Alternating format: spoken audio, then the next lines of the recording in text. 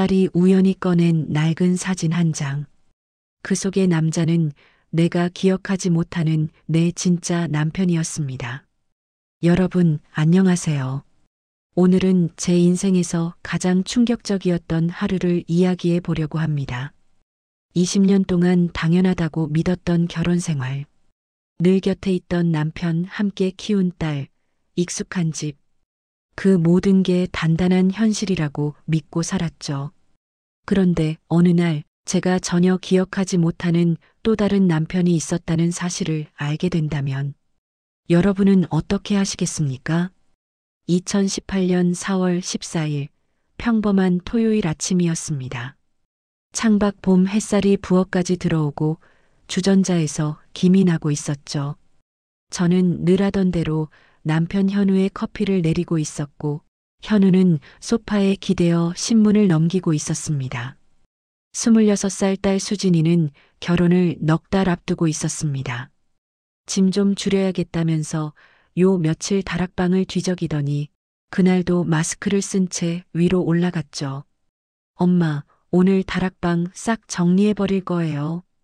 그래, 먼지 많으니까 조심해.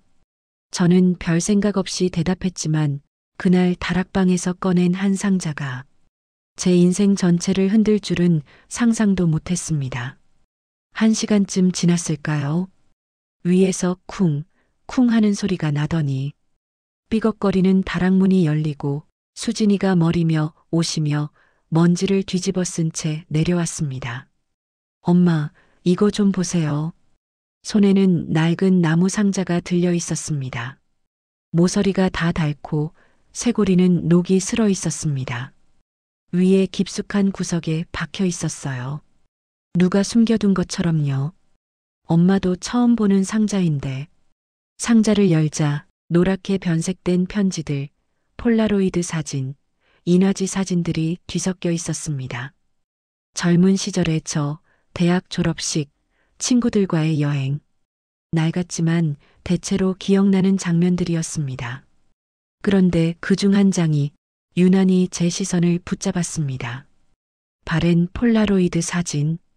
하얀 원피스를 입고 머리에 작은 꽃을 꽂은 젊은 제가 벚꽃이 활짝 핀 공원에서 웃고 있었고 제 어깨에는 한 남자의 팔이 자연스럽게 올라가 있었습니다. 키가 크고 부드럽게 웃는 남자. 제 쪽으로 몸을 살짝 기울인 채 마치 저를 감싸듯 서 있었습니다. 하지만 그 얼굴은 지금 제 남편 현우가 아니었습니다. 엄마, 이 남자 누구예요? 완전 커플 사진인데? 그러게. 나도 잘 모르겠다. 단순히 낯선 얼굴 같지는 않았습니다. 낯설다기보다는 기억이 통째로 지워진 얼굴에 가까웠습니다. 사진을 더 가까이 들여다보고 뒤집어도 보고 했지만 언제 어디에서 찍은 건지 날짜도 메모도 없었습니다. 벚꽃이 보이니 봄이고 옷차림을 보니 꽤 따뜻한 날 같았지만 제 머릿속 어느 서랍에서도 이 장면은 꺼내지지 않았습니다. 이 사람 누구지? 그 순간부터 가슴 한쪽에서 알 수 없는 불안이 올라오기 시작했습니다. 저는 그 사진을 손에 쥔 채 거실로 나갔습니다. 여보, 이 사진 좀 봐요. 이 남자 누구예요? 신문을 보고 있던 현우가 무심하게 고개를 돌렸다가 사진을 보는 순간 표정이 굳었습니다. 딱 한 박자 늦게 숨을 들이쉬는 소리. 신문을 넘기던 손이 멈추고 눈빛이 아주 잠깐 흔들렸습니다. 이거 어디서 났어? 다락방 상자에서. 수진이가 찾았어요. 근데 나 이 사람 기억이 하나도 안 나. 현우는 사진을 받아들고 한참 들여다보더니 애써 아무렇지 않은 척 말했습니다. 옛날 친구겠지. 대학 동기나 뭐 그런 사람 아니야? 친구랑 이렇게 찍어요? 거의 신혼부부 사진 같은데. 사람 기억이 다 남는 건 아니잖아. 20년도 넘었을 텐데. 말은 그랬지만 그의 시선은 사진에 너무 오래 머물러 있었습니다. 입술이 아주 미세하게 떨리는 것도 보였습니다. 제가 사진을 다시 손에 쥐자 현우는 갑자기 자리에서 일어났습니다. 나 회사 일 좀 봐야겠다. 서재에 있을게. 그의 뒷모습이 평소보다 훨씬 작아 보였습니다. 문이 닫히는 소리를 듣고 나서야 저는 마음속으로 이렇게 중얼렀습니다. 숨기고 있구나. 수진이와 함께 상자를 다시 뒤져보니 뜯어진 편지 봉투, 중간이 찢겨나간 일기장이 나왔습니다. 표지에 1995년이라고 적힌 일기장. 제 글씨체가 분명한데 1997년 부분은 페이지가 통째로 잘려 있었습니다. 누군가가 아주 의도적으로 특정 시기만 없앤 것처럼 보였습니다. 그날 밤 눈을 감으면 사진 속 남자가 자꾸 떠올랐습니다. 잠은 오지 않고 머릿속은 더 어두워졌습니다. 새벽 2시 벽시계 초침 소리가 이상하게 크게 들릴 무렵 저는 결국 침대에서 일어나 거실로 나왔습니다. 벽장 한쪽에 꽂힌 오래된 사진 앨범들을 하나씩 꺼냈습니다. 1990년, 1991년, 1992년. 대학 시절 친구들과의 MT, 졸업식. 사진 속 제 얼굴은 조금씩 나이를 먹어가고 있었습니다. 그런데 1995년이라고 적힌 앨범을 펼치는 순간 저는 멈칫했습니다. 사진이 붙어 있어야 할 자리가 여러 페이지에 걸쳐 텅 비어 있었습니다. 모서리 내 귀퉁이에는 하얀 접착 자국만 남아있고 사진은 깨끗하게 떼어져 있었습니다. 1996년, 1997년 앨범도 비슷했습니다. 특히 1997년은 거의 절반 가까운 페이지가 공백이었습니다. 그리고 1998년 앨범을 펼치는 순간 갑자기 사진이 다시 빽빽해졌습니다. 그때부터는 현우와 제가 함께 있는 사진들이 대부분이었습니다. 95년, 96년, 97년. 딱 3년치가 사라졌어. 마치 제 인생에서 그 3년만 통째로 잘려나간 느낌이었습니다.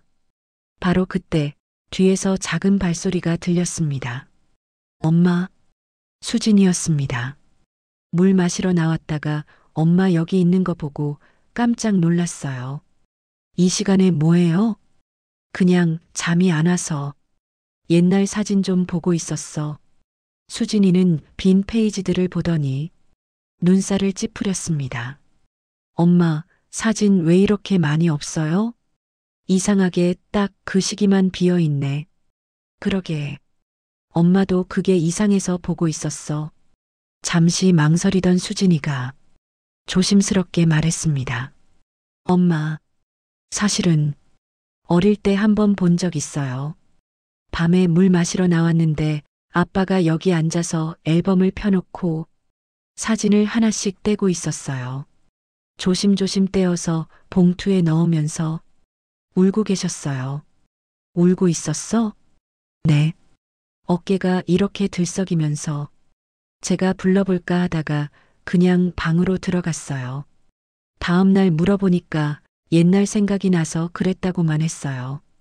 그때는 그냥 넘겼던 기억들이 지금 제 머릿속에서 하나씩 묶여가기 시작했습니다. 아빠가 엄마 교통사고 얘기한 적 있어? 있어요. 중학생 때였나? 차 타고 가는데 교통사고 현장을 지나가게 됐거든요.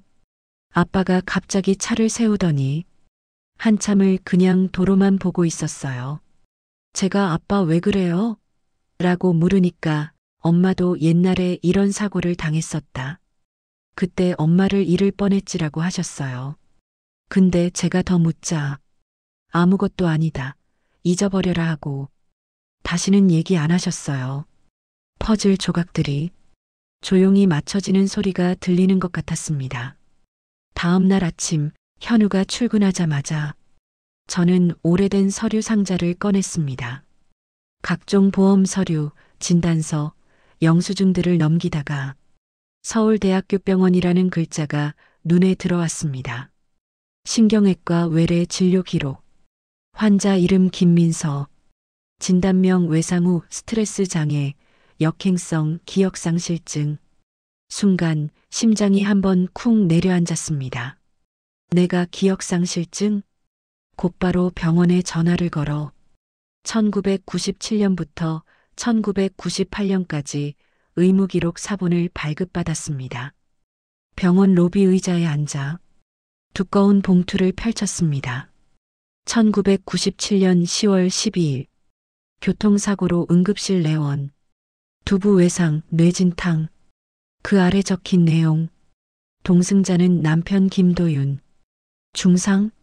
환자는 사고 이후 1995년 1월부터 1997년 10월까지의 기억을 상실한 상태. 남편 결혼, 임신에 대한 기억 없음. 현재 임신 32주이나 임신 사실을 인지하지 못하고 있음. 임신 32주. 수진이가 태어나기 직전. 한 장을 더 넘기자 익숙한 이름이 나왔습니다. 남편이라 주장하는 김도윤. 환자가 자신을 기억하지 못해 큰 충격을 받은 상태. 그리고 조금 뒤 기록. 환자 보호자 김도윤에서 이현우로 변경. 퇴원 후 환자 돌봄을 이현우 씨가 책임지기로 함. 마지막 페이지에는 이렇게 적혀 있었습니다. 기억 회복은 없으나 현재 상황을 받아들이고 있으며 보호자 이현우 씨와의 관계가 안정적이다. 두 사람이 결혼을 결정했다는 보고를 받음. 한참을 멍하니 앉아 있었습니다. 나는 김도윤이라는 사람과 결혼했고 그 사람의 아이를 가진 채 사고를 당했다. 그리고 3년 동안의 기억을 잃은 채 현우와 다시 결혼한 사람이다. 제 인생이 낯선 사람의 기록을 읽는 것처럼 느껴졌습니다. 집으로 돌아온 저는 결국 현우의 서재문을 열었습니다. 책상 맨 아래 잠긴 서랍. 열쇠를 찾는데 시간이 좀 걸렸지만 남편 양복 안주머니에서 작은 열쇠를 발견했습니다. 찰칵. 서랍 안에는 두꺼운 크림색 봉투 하나가 들어 있었습니다. 봉투를 열자 앨범에서 사라졌던 사진들이 쏟아져 나왔습니다. 벚꽃길을 걷는 저와 한 남자, 놀이공원에서 장난치는 사진, 겨울거리에서 팔짱을 낀 사진, 그리고 웨딩 사진, 순백의 드레스를 입은 저와 턱시도를 입은 남자가 나란히 서 있었습니다. 사진 뒷면에는 또렷한 글씨로 이렇게 적혀 있었습니다.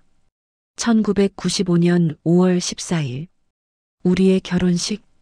그 뒤로 이어지는 사진들에는 첫 여행, 첫 크리스마스, 민서 생일 같은 짧은 메모들과 함께 항상 같은 남자가 옆에 서 있었습니다. 김도윤. 의무기록 속 이름과 사진 속 얼굴이 완전히 겹쳐졌습니다. 배가 많이 부른 제가 웃고 있고 옆에서 도윤이 제 배에 손을 얹고 있는 사진도 있었습니다. 우리 아이 8개월. 봉투 안에는 편지도 있었습니다. 민서야, 우리가 결혼했다는 게 아직도 믿기지 않는다.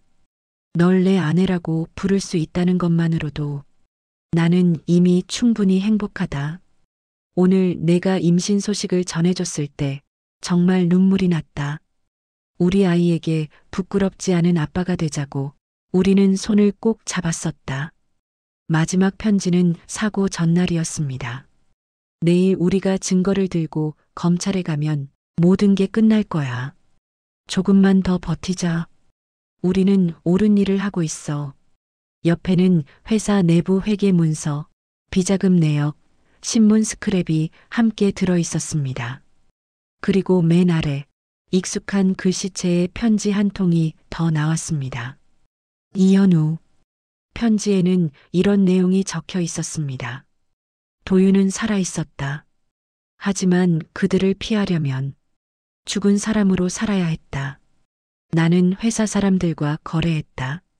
도윤의 사망을 확실하게 만드는 대신 너와 아이의 안전을 보장받았다. 너는 기억을 잃었고 나는 그 틈을 이용해 너의 과거를 서류에서 지웠다. 김민서에서 이민서로 김도윤과의 결혼 기록도 없앴다. 이건 변명이자 고백이다. 처음부터 나는 너를 사랑했고 널 지키고 싶었던 마음과 널 갖고 싶었던 마음이 섞여 이 선택을 했다. 지난 20년 내가 너와 수진이를 대했던 마음만큼은 거짓이 아니었다는 것만은 부디 믿어줬으면 좋겠다. 현우. 그날 저녁 퇴근한 수진이는 제 얼굴을 보자마자 물었습니다. 엄마, 어디 아파요? 눈이 빨갛네요. 울었어요? 수진아, 앉아봐. 엄마가 오늘 뭘 알게 됐는지 처음부터 얘기해 줄게. 저는 병원 기록, 서랍 속 봉투, 사진, 편지, 현우의 고백까지 숨기지 않고 모두 이야기했습니다.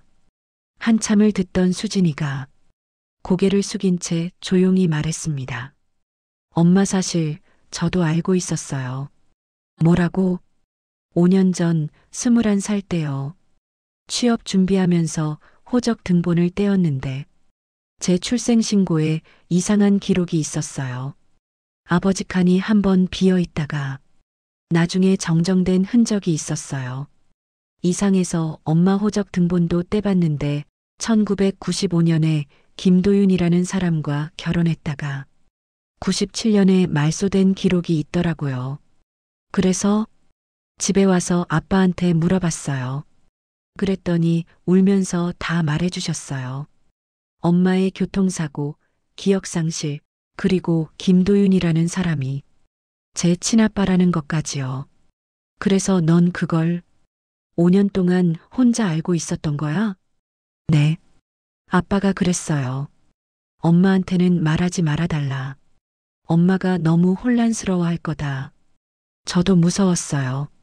엄마가 무너질까봐. 그래서 혼자만 알고 있었어요. 수진이는 잠시 숨을 골랐다가 핸드폰을 꺼냈습니다. 근데 엄마, 사실 이게 끝이 아니에요. 김도윤 씨, 제 친아빠요. 그분 살아계세요. 수진이는 3년 전부터 받았던 메일과 문자를 보여줬습니다. 수진아, 나는 내 아버지 김도윤이다. 너희를 버린 게 아니라 지키기 위해 떠난 거다. 비리 관련자들이 모두 잡혔다. 이제 한국으로 돌아갈 수 있다. 마지막 메시지에는 다음 주에 한국에 들어간다. 20년 만이다. 엄마를 만나고 싶다. 라고 적혀 있었습니다. 숨이 턱 막히는 기분이었습니다. 그럼 지금 그 사람이 한국에 있다는 거네? 네. 아마도요. 바로 그때였습니다. 현관 초인종이 울렸습니다. 저와 수진이는 동시에 서로를 바라봤습니다. 초인종은 한 번 더 울렸습니다. 저는 천천히 현관으로 걸어가 인터폰 화면을 켰습니다. 화면 속 남자는 낯설면서도 익숙했습니다. 사진 속에서 여러 번 보았던 그 얼굴. 20년의 세월이 얹혀주름이 늘었지만 눈빛만은 그대로였습니다. 뒤에서 수진이가 제 어깨를 살짝 잡았습니다. 엄마가 결정하세요. 저는 엄마 편이에요. 저는 깊게 숨을 들이쉬고 문 손잡이를 돌렸습니다. 문이 열리자 김도윤이 서 있었습니다. 민서야. 그 한마디에 가슴 어딘가가 뜨겁게 저렸습니다. 기억은 없는데 몸 어딘가가 그 목소리를 기억하는 듯한 이상한 감각이었습니다. 들어오세요. 우리는 거실에 마주 앉았습니다. 수진아, 많이 컸구나. 마지막으로 본 건 내가 태어나기 전이었는데. 안녕하세요, 아버지. 낯선 호칭이었지만 그 말에 도윤의 눈가가 붉어졌습니다. 도윤은 1995년 우리의 만남부터 이야기하기 시작했습니다. 대학 선후배였던 이야기, 졸업 후 서둘러 결혼했던 이야기, 양가 반대를 설득했던 기억, 임신 소식을 듣고 울었다는 밤, 회사 회계팀에서 비리를 발견하고 고발을 결심한 과정, 그리고 사고가 나던 날, 터널 안에서 갑자기 트럭이 우리 차선으로 들어왔어. 나는 반사적으로 핸들을 꺾었고 충격을 내 쪽으로 돌리려고 했지. 너랑 뱃속의 아이만은 어떻게든 살리고 싶었으니까. 도윤이가 말을 이어갔습니다. 사고 후 깨어났을 때 너는 나를 기억 못했어. 자기 소개를 다시 해야 하는 남편이 되는 기분이었지. 그때 회사 사람들과 수상한 움직임이 있었어. 나를 입 막으려는 시도였고 너와 아이까지 건드리겠다는 협박이었어. 그때 현우가 찾아와서 말했어. 내가 사라지면 민서와 아이는 안전해진다. 널 대신에 내가 지키겠다. 그는 결국 자신이 죽은 걸로 위장하고 해외로 도피하기로 했다고 말했습니다. 20년 동안 매일 한국 뉴스를 찾아보고 노트에 우리에 대한 이야기를 적으며 살아왔다는 고백도 했습니다. 그의 말을 들으면서도 제 기억은 돌아오지 않았습니다. 도윤 씨, 미안하지만 저는 여전히 당신을 기억하지 못해요. 머리로는 이해가 되는데 제게 당신은 아직 과거의 남편이 아니라 지금 막 만난 낯선 사람에 더 가깝습니다. 그렇게 말하는 순간 현관문이 열리는 소리가 들렸습니다. 다녀왔어. 현우였습니다. 거실 상황을 본 그는 한동안 말없이 서 있다가 천천히 입을 열었습니다. 도윤, 오랜만이야, 현우. 공기 자체가 무겁게 가라앉는 느낌이었습니다. 민서야, 잠깐만 나랑 얘기 좀 하자. 현우의 목소리에는 두려움과 체념이 섞여 있었습니다. 안방 문이 닫히자마자 현우는 그대로 무릎을 꿇었습니다. 미안해. 정말 미안해. 20년 동안 진실을 숨기고 널 속였어. 하지만 한 가지는 제발 믿어줬으면 좋겠어. 나는 진심으로 널 사랑해. 처음엔 도윤을 대신해서 널 지켜야 한다고 생각했는데 어느 순간 넌 그냥 내 아내였어. 수진이도 내 친딸이 아니라는 거 알고 있었지만 한 번도 남의 자식이라고 생각한 적 없어. 처음 안겨왔던 그날부터 걔는 그냥 내 딸이었어. 저는 조용히 물었습니다. 여보, 솔직하게 말해줘요. 정말 저를 도윤 씨에게서 빼앗은 거예요? 아니면 그 사람과 함께 세운 계획을 끝까지 밀어붙인 거예요? 한참의 침묵 끝에 현우가 답했습니다. 둘 다야. 널 지키고 싶었고 널 갖고 싶었어. 그래서 진실을 숨겼고 그게 내가 지은 죄야. 나 정말 많이 화났어요. 속았다는 것도 내 인생인데 내가 선택할 기회조차 없었다는 것도. 근데 그 20년을 전부 거짓이라고 말해버리면 내가 살아온 시간까지 다 부정하는 것 같아서 그게 또 무서워요. 그럼 날 용서할 수 있겠어? 지금은 못해요. 언젠가 그날이 올지 나도 모르겠어요. 하지만 한 가지는 알아요. 당신이 자기만 살자고 도망친 사람은 아니었다는 거. 지금 제가 해줄 수 있는 건 여기까지예요. 우리는 다시 거실로 나갔습니다. 두 남자, 한 딸, 그리고 나. 수진이가 떨리는 목소리로 물었습니다. 엄마한텐 두 분 중에 누가 남편이에요? 정말 어려운 질문이었습니다. 기록이 말하는 남편은 도윤 씨고 내 기억이 말하는 남편은 현우 씨야. 머리로 보면 도윤 씨가 맞고 가슴에 남아있는 건 현우 씨고. 그래서 지금 이 순간 나는 둘 중 누구도 당장 선택할 수 없어. 도망치는 게 아니라 처음으로 내 인생을 나를 위해 생각해 보려는 거야. 20년 동안 누군가 정해준 시나리오대로 살았다면 이제부터의 시간만큼은 내 선택으로 살고 싶어. 그래서 도윤 씨와는 과거의 나를 확인하는 시간을 가질 거야. 기억이 돌아오든 말든 그때의 내가 어떤 사람이었는지 천천히 들어볼 거야. 현우 씨와는 우리가 함께 쌓아온 20년을 내가 진짜로 받아들일 수 있을지 시간을 두고 정리해 보려고 해. 당장 이혼, 당장 재결합, 그런 결론부터 내리지 않을 거야. 두 남자는 서로를 한 번씩 바라보더니 조용히 고개를 끄덕였습니다. 그 모습을 보며 이상하게도 마음 한편이 조금은 가벼워졌습니다. 수진이가 눈물을 훔치며 웃었습니다. 그럼 우리 가족은요? 글쎄, 아마 우리 가족은 이제부터 새로 정의해야 하는 가족이 된 것 같네. 그날 이후 우리 집에는 새로운 규칙이 생겼습니다. 현우와 저는 여전히 한 집에서 살지만 예전처럼 아무렇지 않은 척 웃지는 않습니다. 대신 불편함과 미움, 미안함까지 조금씩 꺼내놓으려 합니다. 도윤과 저는 가끔 만나 그가 기억하는 옛날의 나를 듣습니다. 그 시간이 잃어버린 기억을 되찾는 과정이 될지, 단지 한 남자의 지난 사랑을 위로해주는 시간이 될지는 아직 알 수 없습니다. 수진이는 두 사람 모두를 아빠라고 부르기로 했습니다.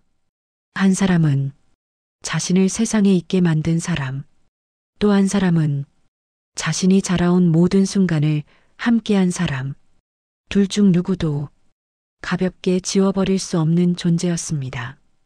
그리고 저는 이제야 비로소 제 인생의 운전대를 다시 제 손에 쥔 기분입니다.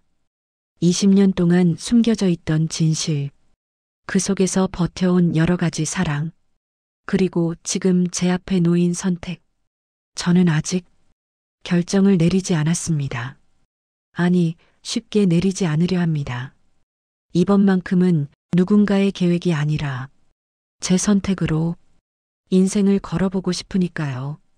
여러분이라면 어떻게 하시겠습니까?